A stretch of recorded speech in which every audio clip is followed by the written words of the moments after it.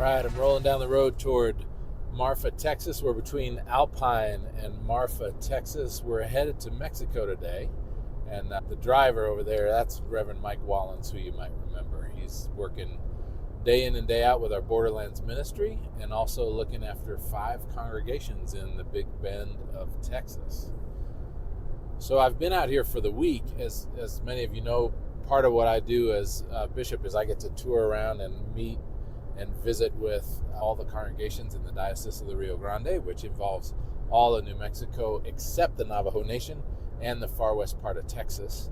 And the way I do that is it's such a big area that I just go to a place and stay there for a week or so. So I've been here in the Big Bend all week, and we're headed to Mexico today to meet the mayor of Ojinaga, and this will be the first time I'll see the 2 shelters that our Borderland Ministry helps to sustain and has done for years. It's been a great visit. So there are a number of things that I'd like to talk with you about, Mike.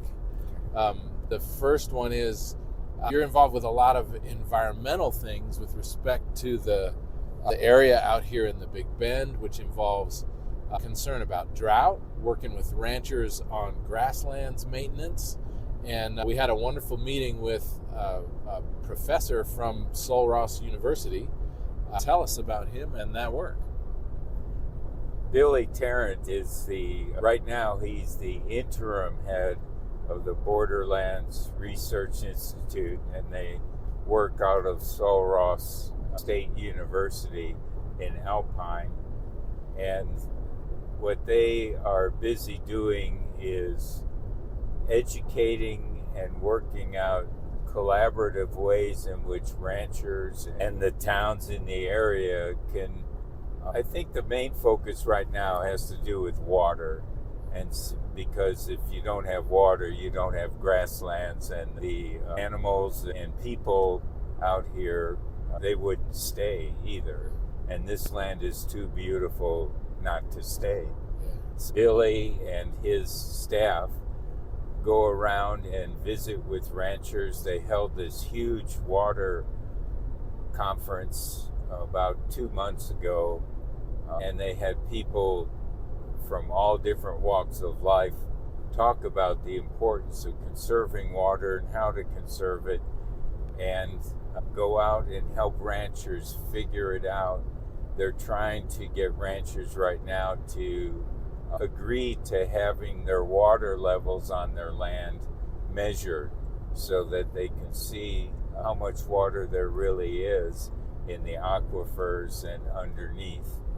And that's their big project right now. In addition, we have a member of our congregation at St. James. He does black bear studies, and so he's always out counting bears or tagging bears and looking at how they cross back and forth over the border and things like that. It was fascinating. I love meeting Billy. He looks exactly like a Texas cowboy. He's got his boots on, and we were sitting in his office, and he never took his hat off. It was great. Right. And he loves, I think his specialty initially was wildlife. Exactly. But has been engaged. He was telling us about the bird migration and how critical the grasslands of West Texas are for the birds that migrate from Central America all the way up to Canada, and how important it is that the water sustains the grasslands so the bird populations are sustained as well. And we had long conversations about how they're teaching ranchers how to build. You cut up a bunch of trees and create a check in a gully, and it just slows the water down so it seeps in.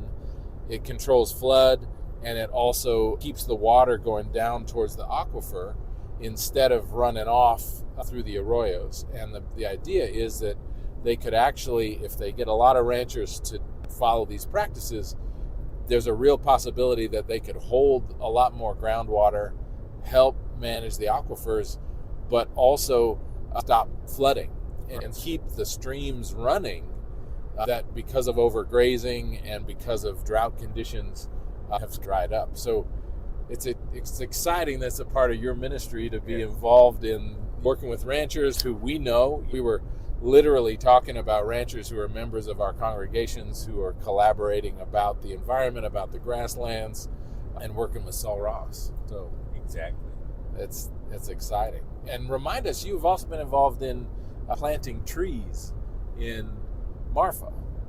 Yes, we received a grant from the Creation Care part of the National Church, and we noticed that in the northern part of Marfa there's plenty of trees and lush greenery, and in the southern part of Marfa there's not much at all. And so we applied for a grant and received a grant to plant trees in the low-income housing units in Marfa.